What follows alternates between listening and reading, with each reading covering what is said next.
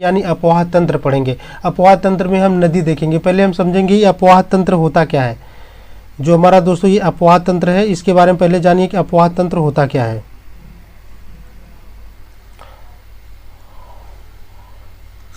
जैसे क्या होता है कि ये एक तरह का जाल तंत्र है। किसका जाल तंत्र है, या बोल सकते हैं एक तरह का नेटवर्क है। लेकिन किसका नेटवर्क है, जिसमें नदियां एक दूसरे से मिलकर जल के एक दिशी प्रवाह का मार्ग बनाती हैं। जैसे ये कोई रिवर है, रिवर आ रही, यहाँ से एक रिवर आ गई, यहाँ से इसमें एक रिवर मिल गई, एक रिवर मिल गई, एक रिवर मिल गई। इस तरह से एक जाल बन गया, एक नेटवर्क बन गया, और ये सब मिलके एक नदियाँ प्रभावित करती हैं एक देशी में। अब इसी को हम कहते हैं अपवाह तंत्र। ठीक है दोस्तों, अब आगे देखेंगे इसमें नदी क्या होता है। बहते हुए पानी का एक प्राकृतिक धारा है। दोस्तों ये प्राकृतिक धारा है, न कि मैन मेड, आदमियों द्वारा नहीं बनाया गया। ये नेचुरल बनी है नदियाँ को कोई खोदा नहीं गया है, कोई इसे एक दिशा नहीं दिया गया। ये अपने आप निकली है नदियाँ, अपने आप ये दिशा बनाई है। इसीलिए हम बोलते हैं बहते हुए पानी की एक प्राकृतिक धारा है। इसके हम कुछ इंपॉर्टेंस देख लेते हैं, यानी इसके स्रोत देख लेते हैं। जैसे हमको ये क्या करता है, पीने के लिए पानी उपलब्ध कराता है, सिंचाई का भी पानी उपलब्ध कराता है। इससे हमारा जल विद्युत उत्पादन होता है। आगे हम देखते हैं एक उपजाऊ क्षेत्र उपलब्ध कराते हैं। जैसे कि ये नदी बह रही है, इसके किनारे किनारे जो भी बस्तियां बसी हैं या जो ये खेत बने हैं, यहाँ से पानी इसके एंट्री होता है। यहाँ से कैनाल, यहाँ से क्या निकाली जाती है, नहरें निकाली जाती हैं। नहरों से छोटे छोटे खेतों में पानी पहुंचाया जाता है। इसलिए हम कह सकते हैं एक उपजाऊ क्षेत्र उपलब्ध कराती है नदियाँ। नेक्स्ट, मछलियाँ उपलब्ध करवाती हैं। आप देखेंगे कि नदियों में मछलियाँ बहुत सारी पाई जाती हैं, मछलियाँ उपलब्ध कराती हैं। नदियों के तल से बालू का खनन किया जाता है। जहाँ भी रिवर फ्लो होता है, ठीक है, अब उसके तल से हमको बालू प्राप्त होता है। ठीक है, अब आप देखोगे कृषि एग्रीकल्चर, कृषि में कितना योगदान है। ठीक है, कृषि में 56% है इस योगदान है। मानसून का 56% मानसून का योगदान होता है, और इसमें लगभग 44% कितना, 44% किसका योगदान है, नदियों का योगदान है। अब नदियों से कैसे, 32% यहाँ पे नहरों से पानी प्राप्त होता है, और 57% ट्यूबवेल से पानी प्राप्त होता है। तो सबसे ज़्यादा किससे प्राप्त होता है, ट्यूबवेल से पानी प्राप्त होता है। ठीक है, ऐसे कुछ इंपॉर्टेंस थे। इसके प्रॉब्लम्स होता है, जैसे हर इंसान, हर जानवर, हर पेड़ पौधे, हर जंतु के लिए परेशानी है। इस तरह से कुछ प्रॉब्लम्स नदियों की भी हैं। जैसे कौन कौन सी प्रॉब्लम्स है आप देख सकते हैं यहाँ पे। एक प्रदूषण की प्रॉब्लम होती है, एक कुछ विवाद होते हैं। जैसे एक स्टेट से दूसरे स्टेट, एक राज्य से दूसरे राज्य में हम कोई नदी फ्लो कर रही है। जैसे ये कोई नदी फ्लो कर रही है, हमारा यहाँ यूपी है, इधर यहाँ हमारा बिहार है। अब यूपी में कितना पानी चाहिए, बिहार को कितना पानी चाहिए, इस नदी के थ्रू इसको डिसाइड करने का विवाद होता है। कौन सुलझाता है, IRWDA। IRWDA मतलब inter state river water dispute. ये एक्ट आया था, IRWDA एक्ट आया था, कब आया था, 1956 में। IRWDA को फुल फॉर्म होता है inter state river water dispute. ये काम करता है स्टेट टू स्टेट, राज्य टू राज्य का विवादों को सुलझाता है। और कंट्री टू कंट्री, जैसे नेपाल है और भारत है। जैसे हमारा सिंधु नदी बहता है, सिंधु नदी भारत में भी है और पाकिस्तान में भी है। सिंधु नदी का कितना जल भारत को मिलना चाहिए और कितना जल पाकिस्तान को मिलना चाहिए, ये सब विवादों को कौन सुलझाता है, ICJ आप लोग सुने होंगे, इंटरनेशनल कोर्ट ऑफ जस्टिस, इसका नाम पूरा फुल फॉर्म है, इंटरनेशनल कोर्ट ऑफ जस्टिस। ठीक है, आइए हम प्रदूषण में देखते हैं। जिसके में प्रदूषण है, यहाँ बड़े बांधों का निर्माण। जैसे ये नदी फ्लो कर रही है हमारा, यहाँ मैंने एक बांध बना दिया गया, यहाँ पे जल को इकट्ठा हो गया। ठीक है, अब जब यहाँ पे जल इकट्ठा हो गया तो यहाँ पे बहुत कम वाटर का फ्लो हो रहा है। ठीक है, तो ये जमाव, जब वाटर का कम फ्लो होगा, किनारे किनारे पे बहुत ज़्यादा प्रदूषित चीज़ें आ जाती हैं, जमा हो जाता है, क्योंकि इनके साथ ये बह नहीं पाती हैं। तो इसे बड़े बांधों का निर्माण से नदियों को प्रदूषण होता है। और उद्योगों का प्रदूषित जल, जैसे बहुत बहुत फैक्ट्रियां हैं, कंपनियां हैं, जैसे कानपुर बहुत बड़ी बड़ी फैक्ट्रियां हैं, आगरा में फैक्ट्रियां हैं, जो वहाँ से जो प्रदूषित जल निकलता है, यहाँ से निकल के जाता है नदियों में मिलता है, तो इससे भी प्रॉब्लम होती हैं। जो ये उद्योगों का प्रदूषित जल जाके नदियों में मिल जाता है, इससे भी हमारा प्रदूषण होता है। सीवेज समस्या, जैसे ये सब घरों के जैसे मतलब कचड़े हो गए, अपशिष्ट हो गया, ये सब प्रॉब्लम होती है। सीवेज समस्या ये सब जाके कहाँ मिलती है, नदियों में जाके मिलती है, इसकी भी प्रॉब्लम है। अब सीवेज समस्या में एक आप देखे होंगे, कानपुर में एक नाला है, कौन सा नाला, शीशामऊ नाला। बहुत इंपॉर्टेंट है दोस्तों, इसको देख लेना, एग्जाम में पूछा है यूपी पीसीएस में। सीसामऊ नाला कहाँ पे है? सीसामऊ नाला कानपुर में है। कहाँ पे है? कानपुर में है। तो यहाँ से जो ये निकल के इस नाले से बहते हुए इस नदी में जाती हैं, इसकी प्रॉब्लम है। प्लास्टिक समस्या, नदियों में प्लास्टिक कचड़े बह के जाते हैं, उसकी भी समस्या है। एक रिवर है यांगसी रिवर, जो एशिया की सबसे बड़ी नदी है, यांगसी रिवर, ये प्लास्टिक समस्या से ही हमेशा परेशान रहती है। घरेलू अपशिष्ट पदार्थ, जैसे कभी कभी आप देखोगे जो पूजा पाठ करते हैं या जो भगवान को माला चढ़ाते हैं, तो वो क्या करते हैं, जो पूजा उसका अवशिष्ट बचता है, वेस्ट मटेरियल बचता है, तो उसको क्या करते हैं, एक पॉलीथीन में लोग बचा के रखते हैं। कहते हैं इसे पैर में न लगने पाए, पैर से छन न छूने पाए, इसे नदी में प्रभावित करना है। तो ये हो गए हमारे अवशिष्ट, घरेलू अवशिष्ट हो गए। भारत की नदियों के 2 भागों में बांटा गया है। जी हाँ दोस्तों, ये जो भारत की नदियाँ है उसको 2 भागों में बांटा गया है। जैसे मान लीजिए हमारा ये भारत का नक्शा है, ठीक है। अब ये इंडिया है। अब जैसे ये हिमालय है, ठीक है, यहाँ पे हमारा जम्मू कश्मीर है। अब यहाँ पे हमारा हिमालय है, यहाँ से, ठीक है, हिमालय से यहाँ से गया, यहाँ से जो नदियाँ निकलती हैं वो हिमालय नदियाँ बोलते हैं। और हमारा ये मान लीजिए मध्य प्रदेश का इलाका है, ये गुजरात है, ये महाराष्ट्र है, यहाँ से जो जितने भी इधर है इसको हम बोलते हैं प्रायद्वीप है, प्रायद्वीपीय पठार। अब यहाँ से जो नदियाँ निकलती हैं इसको हम प्रायद्वीपीय नदियाँ बोलते हैं, ठीक है। अब यहाँ से मान लिया चाइना, तिब्बत, ये सब आगे बहुत अच्छे से डिटेल पढ़ेंगे। यहाँ से 3 नदियाँ बहुत फेमस नदी हैं, यहाँ है इंपॉर्टेंट नदी है, उसके बारे में पढ़ेंगे। और इसका हिमालय नदियाँ का उद्गम कहाँ से होता है? ग्लेशियर से। आप सभी को पता है यहाँ से पूरा बर्फ ही बर्फ जमा आता है, तो यहाँ पे ग्लेशियर पिघलता है, उससे पानी इकट्ठा होता है, वहाँ से ये नदियाँ निकलती हैं। ये सदाबहार नदियाँ होती हैं, हिमालय नदियाँ। क्यों सदाबहार नदियाँ होती हैं? क्योंकि यहाँ हमेशा ही पानी रहता है, कभी ये सूखा नहीं पड़ता है, क्योंकि बारिश होगा, बारिश से पानी तो होगा ही होगा, बारिश नहीं होगा तो बर्फ पिघलेगा उससे, इसलिए हमेशा सदाबहार नदियाँ।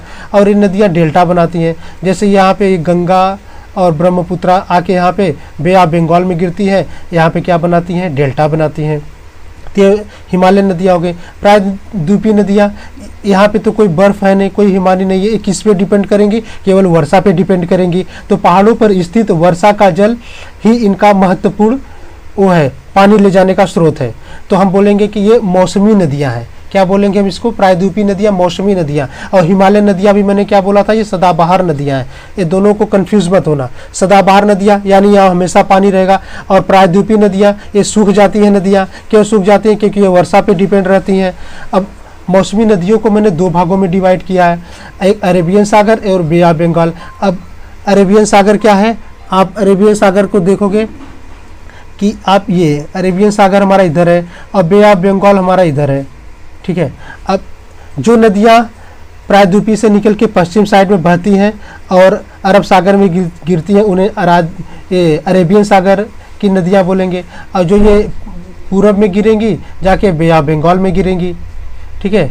ये ईस्ट में जो फ्लो होके बे ऑफ बंगाल में गिरेंगी। तो कुछ नदियाँ हैं जो अरेबियन सागर में गिरती हैं, ये बहुत ही इंपॉर्टेंट है दोस्तों, ये वेरी इंपॉर्टेंट है। यहाँ से क्वेश्चन पूछता है कि कौन सी नदियाँ हैं जो अरेबियन सागर में गिरती हैं या जो पश्चिम साइड में बहती हैं, ठीक है, वेस्ट फ्लो करती हैं। कौन कौन सी नदी? लूनी नदी है, साबरमती नदी, माही नदी, ताप्ती नदी, नर्मदा नदी। इन सब के बारे में हम डिटेल में बहुत अच्छे से पढ़ेंगे आगे हम।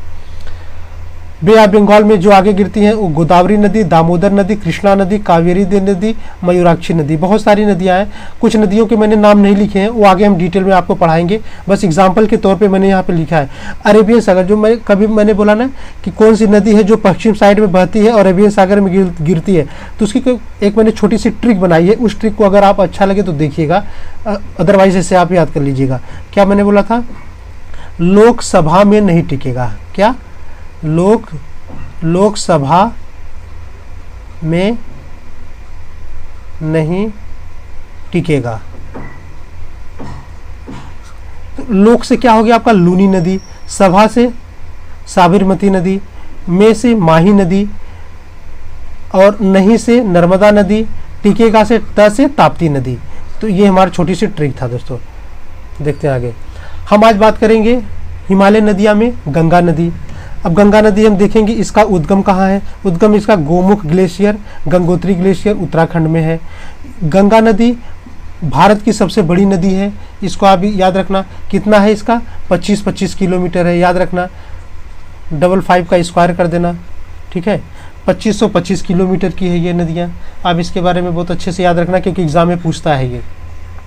और ये हमारे भारत के 5 राज्यों से बहती हैं। एक बार क्वेश्चन पूछा था, काफ़ी लोगों ने 4 लगा के आया था, आज मुझे याद है, क्योंकि वो लोग नहीं जानते कि झारखंड में बहती है, क्योंकि उत्तराखंड, यूपी, बिहार, वेस्ट बंगाल।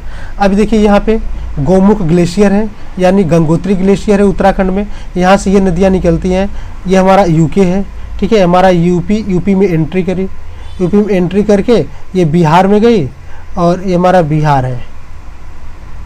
बिहार से हमारा ये झारखंड में थोड़ा सा टच करता है। कहाँ पे?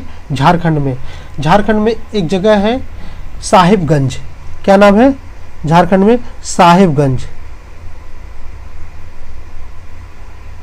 साहिबगंज यहाँ पे टच करती है। साहिबगंज से वेस्ट बंगाल में एंट्री करती है, वेस्ट बंगाल से बांग्लादेश में जैसे ही एंट्री करती है उसका नाम पड़ जाता है पद्मा, और ये पश्चिम बंगाल में जाके गिर जाती है। ये जैसे हमारा बांग्लादेश में एंट्री करती है तो पद्मा नाम हो जाता है। इधर से दोस्तों एक नदी आती है, रिवर, इधर से एक नदी जिसका नाम है ब्रह्मपुत्रा। जैसे ही ये बांग्लादेश में एंट्री करती है उसका नाम पड़ जाता है जमुना। ये हमारा पद्मा है, ये हमारा जमुना है। दोनों आगे जाल के यहाँ से जहाँ पे मिलती है उसके आगे नाम मेघना पड़ जाता है उनका। कौन सा नाम? मेघना। और मेघना के नाम से ही पश्चिम बंगाल में जाके डेल्टा बनाती है, गिर जाती है।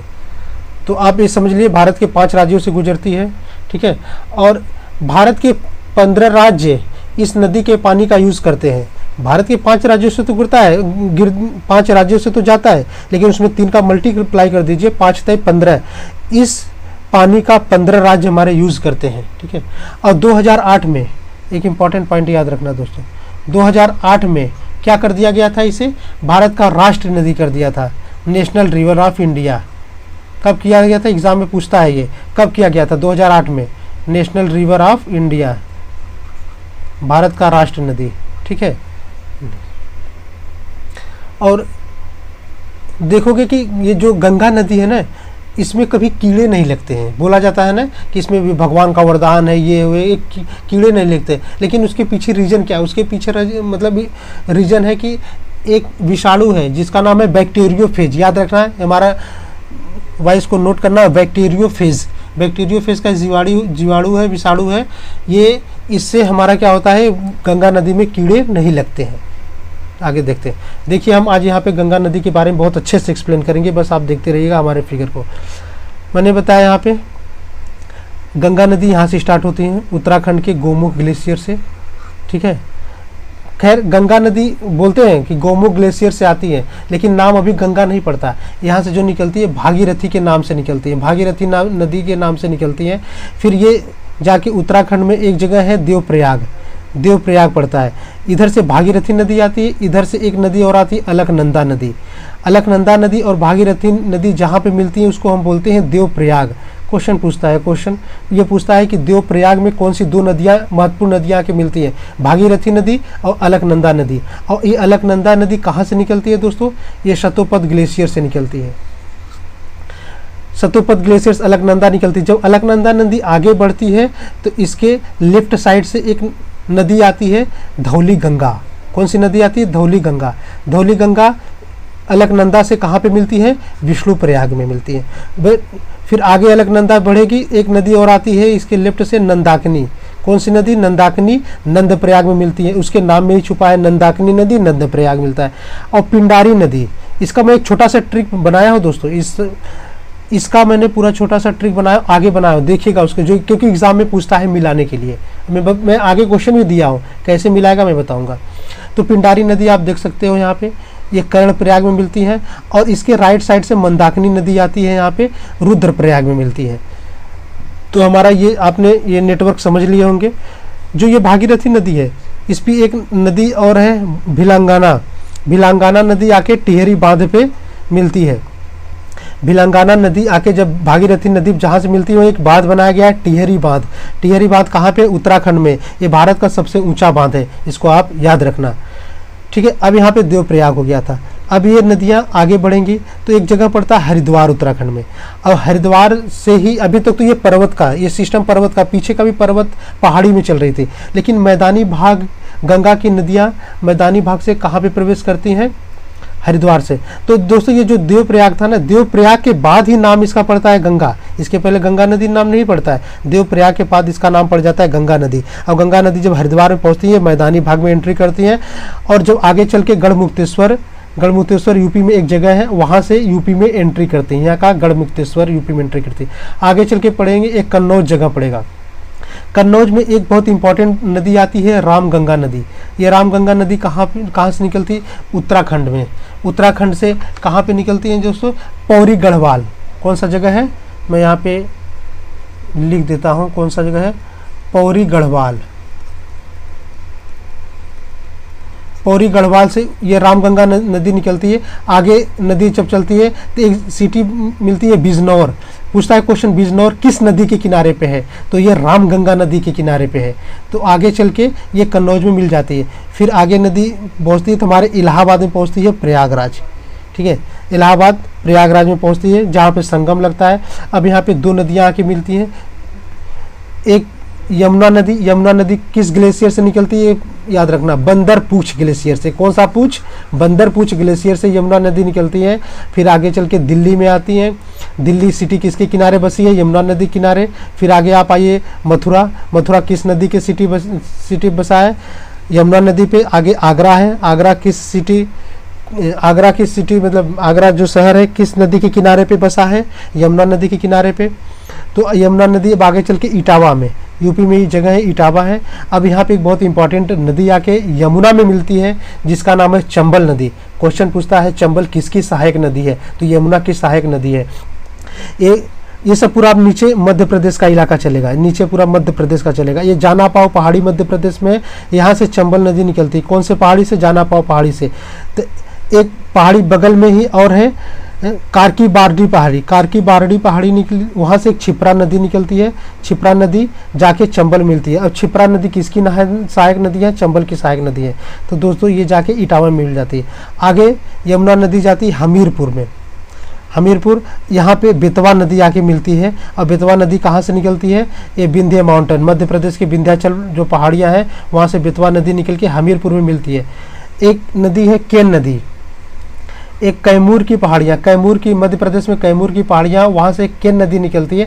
ये जाके बांदा में मिलती है। यमुना में बांदा एक जगह है, वहाँ पे जाके मिलती है। तो हम कह सकते हैं कि यमुना की कौन कौन सी सहायक नदियाँ हैं? चंबल, बेतवा, केन। कौन सा? चंबल, बेतवा, केन। ठीक है। अब ये गंगा नदी यहाँ के प्रयागराज में मिल जाती है। अब फिर गंगा नदी आगे बढ़ती है। ठीक है, आगे बढ़ते बढ़ते आ जाती है गाजीपुर में। उत्तर प्रदेश में एक जगह है गाजीपुर। अब गाजीपुर में एक नदी बहुत ही इंपॉर्टेंट नदी है, जिसका नाम है गोमती रिवर। अब गोमती रिवर कहाँ निकलती है? पीलीभीत जगह है, जिला का नाम है यूपी में। वहाँ से एक झील है फुल्लर लेक से ये नदी निकल के आती है गोमती रिवर, यहाँ पे गाजीपुर में मिल जाती है। अब पूछता है कभी कभी लखनऊ की सिटी किस नदी के किनारे है? तो ये हमारे गोमती नदी के किनारे। अब आगे चलता है, गंगा नदी आता है, बिहार में एंट्री करता है। अब ये जगह है, बिहार में एक जगह है नाम छपरा में एक बहुत इंपॉर्टेंट रिवर आके मिलती है, जिसका नाम है घाघरा नदी। अब घाघरा नदी दो नदियों को जोड़ के बनाया गया है। कौन सी नदी? एक शारदा नदी, एक सरयू नदी। शारदा और सरयू नदी बाराबंकी में पहुंचती हैं, तो बाराबंकी में दोनों मिलती है, यहाँ से इसका नाम घाघरा रिवर पड़ जाता है। अब ये शारदा नदी मिलाप ग्लेशियर से, याद रखना, मिलाप ग्लेशियर से निकला है। और सरयू नदी भारचूंग ग्लेशियर से निकला है। ये दोनों बाराबंकी मिलके आगे छपरा में मिल जाती है गंगा में। एक नदी निकलती है अमरकंटक पहाड़ियों, बहुत इंपॉर्टेंट है, पूछता है क्वेश्चन, अमरकंटक पहाड़ी से कितनी नदियां निकलती हैं या कौन कौन सी नदियां निकलती हैं? अभी फिलहाल मैं दो देखूंगा। एक सोन नदी निकलती है जो कि यूपी गंगा में जाके मिलती है, कहाँ पे? पटना में, बिहार के पटना में मिल जाती है। और एक नर्मदा नदी निकलती है, गुजरात मध्य प्रदेश होते हुए अरब सागर में जाके गिर जाती है। तो अमरकंटक की पहाड़ी आप याद रखना मध्य प्रदेश में है। यहाँ से दो बहुत इंपॉर्टेंट नदियाँ निकलती हैं, सोन नदी और नर्मदा नदी। तो गंगा आगे चलती है सोनपुर, बिहार में एक जगह सोनपुर, वहाँ पे एक नेपाल से नदी निकल के आती है, क्या नाम है उसका? गंडक रिवर सोनपुर में आके, बिहार में सोनपुर में आके मिल जाती है। और खुरसेला, बिहार में एक जगह नाम है खुरसेला, वहाँ पे आके कोसी नदी निकलती है। ये कोसी नदी बहुत ही इंपॉर्टेंट नदी है, क्योंकि कोसी, आप यहाँ पे देखोगे ऊपर में ये बहुत सारी नदियों का, 7 नदियों का जाल है ये, इधर से एक नदियाँ निकलती हैं। 4 नदियाँ जो कि हम इम्पॉर्टेंट नहीं है, लेकिन 3 नदियाँ जो इम्पॉर्टेंट होती हैं, ये तीनों नदियाँ मिलके कोसी नदी का निर्माण करती हैं। ये नदी गोसाई धाम नेपाल से निकलती है, फिर उसके बाद नेपाल से होते होते भारत में एंट्री करती है और बिहार से बहते हुए कुर्सेला जगह के नाम से गंगा नदी मिल जाती है। अब कभी कभी क्वेश्चन पूछता है कि बिहार का शोक नदी किसे कहते हैं, तो इसी को दोस्तों कहते हैं, कोसी नदी को बिहार का शोक नदी क्यों कहते हैं, क्योंकि ये अपने आप में एक ऐसी नदी है जो हमेशा अपना रास्ता खुद ही बदलती रहती, इधर जाएगी तो कभी इधर चली जाएगी, कभी इधर, ये रास्ता बदलती रहती, इसीलिए इसको बिहार का शोक नदी कहा गया है। एक लास्ट नदी गंगा की है सहायक नदी, जिसका नाम है महानंदा। ये दार्जिलिंग पहाड़ी से निकलती है और यहाँ पे एक घाट है गोदारी घाट में पश्चिम बंगाल में जाके मिल जाती है महानंदा नदी। तो यहाँ जहाँ पे ये गोदारी घाट है, जहाँ महानंदा मिलती है, ये नदियाँ 2 भागों में डिवाइड हो जाती हैं। एक नदियाँ पश्चिम बंगाल होते हुए बांग्लादेश में पद्मा के नाम से चली जाती है, और ये एक नदी क्या होती है बांग्लादेश में, हुगली नदी, जो हम कभी कभी सुनते हैं कि हुगली रिवर, तो ये गंगा से ही निकली हुई एक नदी है। ठीक है, ये था हमारा स्ट्रक्चर। अब आगे देखते हैं। अभी मैंने बोला था ना कि मैं छोटी सी ट्रिक बनाऊंगा, यहाँ से क्वेश्चन आता है। तो आप देखेंगे ये देवप्रयाग किसकी सहायक नदी है, भागीरथी, अलकनंदा। एक चीज़ आप याद रखना, अलकनंदा सब में है, यहाँ तक अलकनंदा, ये रुद्रप्रयाग छोड़ के अलकनंदा यहाँ पे सब में है। देवप्रयाग, जब कभी आप देखोगे कि देव भगवान जो होते हैं, उनके ऊपर जब मुसीबत आती है वो भागते हैं। उनके ऊपर जब मुसीबत आती है, जैसे इंद्र होते, कोई राक्षस चढ़ाई कर दिया, कहते इंद्र देव के ऊपर चढ़ाई करने जा रहे हैं, फिर लगते थे भागने, किसके पास भागते थे, विष्णु के पास भागते थे। और विष्णु क्या कहते थे, आने दो हम उसे धो डालेंगे, यानी पीट देंगे, यानी धूल डालेंगे। तो देवप्रयाग से याद रखना, देवप्रयाग क्या होता है, भागीरथी नदी, अलकनंदा नदी। देव से दो भागते हैं, तो भागीरथी, अलकनंदा नदी। किसके पास भागते हैं, विष्णु प्रयाग। विष्णु कहते हैं आने दो मुझे धो दूंगा, यानी धोली गंगा, अलकनंदा। अब ये नंद प्रयाग, नाम में ही छिपा है, नंद प्रयाग, नंदाकिनी, अलकनंदा तो रहेगा ही। अब ये कर्ण प्रयाग, पिंडारी और अलकनंदा रहेगा। अब कैसे याद रखते हैं, जो ये पिंड होता है, कोई पिंड है, मान लीजिए शिव जी का ये पिंड है, तो ये पिंड कण से बना है, छोटे छोटे बहुत सारे कण मिलके बने हैं। तो याद रखना कर्ण प्रयाग को पिंडारी रिवर, ठीक है। और रुद्र से आप रखना देवप्रयाग और मंदाकिनी, ठीक है। रुद्रप्रयाग, एक सेकंड दोस्तों, अभी रुद्रप्रयाग मैंने बताया था आपने, रुद्रप्रयाग कहाँ पे मिलता है, रुद्रप्रयाग तो वहाँ पे था, लेकिन ये मंदाकिनी तो थी। मान लीजिए हमारा ये जो यहाँ पे था, यहाँ से मंदाकिनी आ रही थी, और ये सॉरी दोस्तों, ये अलकनंदा था, ठीक है। वही मैंने बोला अलकनंदा सब में है, अलकनंदा सब में है, ठीक है। अलकनंदा सब में रहेगा। तो रुद्रप्रयाग क्या, ये देवप्रयाग नहीं होगा। मंदाकिनी हमारा नदी कहाँ से, ये मंदाकिनी रिवर थी, ये मंदाकिनी, और हमारा ये अलकनंदा। यहाँ पे रुद्रप्रयाग में आके मिलती है। तो दोस्तों ये समझ लेना, एग्जाम में क्वेश्चन आता है। हम कुछ क्वेश्चन देखते हैं। गंगा नदी का उद्गम स्थल कहाँ पे है, तिब्बत में है, जम्मू कश्मीर है, रोहतांग दर्रा, या उत्तराखंड के उत्तरकाशी जिले में गौमुख के पास गंगोत्री ग्लेशियर से। ये दोस्तों हमारा आंसर है। निम्नलिखित का मिलान कीजिए, देवप्रयाग, रुद्रप्रयाग, कर्णप्रयाग, विष्णुप्रयाग।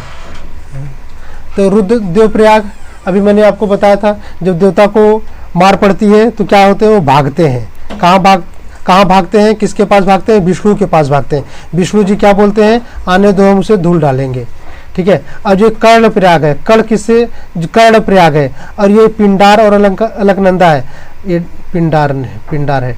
तो ये जो पिंड होता है कैसे बनता है, कण से बना है। तो कर्णप्रयाग पिंडार नदी होता है। रुद्रप्रयाग मैंने अभी फिगर में बताया, इसके पीछे मंदाकिनी और अलकनंदा। तो इसका मिलाप होगा 1 2 3 4, यानी हमारा पहला आंसर। नेक्स्ट, निम्नलिखित में से कौन सी गंगा की सहायक नदी अमरकंटक पठार से निकलती है। मैंने अभी बताया था अमरकंटक पठार से 2 नदी बहुत इंपॉर्टेंट निकलती हैं। अमरकंटक एक जाके सोन नदी हमारे गंगा मिलती है और एक नर्मदा नदी जाके अरेबियन सागर में गिर जाती है, तो इसका आंसर होगा सोन रिवर। निम्नलिखित में कौन सी नदी तिब्बत में नेपाल चीन सीमा से निकल के सोनपुर पटना के पास गंगा में जाके मिलती है? तो हमारा ये दोस्तों रिवर है महानंदा। मैंने अभी पीछे बताया था ना, गंडक नदी नेपाल से निकल के सोनपुर बिहार में पड़ती है। गंगा की किस सहायक नदी को बिहार का शोक कहा जाता था? मैंने बोला था अभी कोसी नदी को बिहार का शोक कहा जाता। इनमें से कौन सी गंगा की सहायक नदी है जो नेपाल सिक्किम सीमा से निकलती है और बांग्लादेश में गंगा में मिल जाती है? नेपाल सिक्किम सीमा से निकलती है और बांग्लादेश में जाके मिल जाती है। दोस्तों कौन सी नदी है? तो इसका आंसर है दोस्तों महानंदा नदी। निम्नलिखित में कौन सी गंगा की सहायक नदी बाएं छोर पर नहीं मिलती है? जैसे ये गंगा की नदी बह रही है, ठीक है, ये बायां छोर है हमारा, ये दायां छोर है, ठीक है। अब बोल रहा है कौन सी गंगा की सहायक नदी बाएं छोर पर नहीं मिलती है? रामगंगा बाएं से आती है, ठीक है, महानंदा बाएं से आती है, ठीक है, और कोसी और सोन नदी मैंने यहाँ बताया था अमरकंटक पहाड़ी है, यहाँ से निकल के इधर जाती है, सोन भी है। तो कोसी रिवर ये हमारा वहाँ नेपाल से निकल के आती है, जो बिहार का शोक नदी कहते हैं, हमारा आंसर।